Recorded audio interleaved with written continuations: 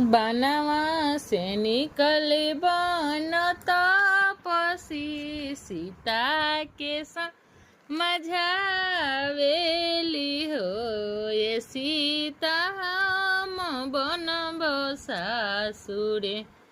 ननदिया तहाँ मही डगरिन बनबहो ए सीता हम बनब सासुरे ननदिया तहाँ मही डगरिन बनब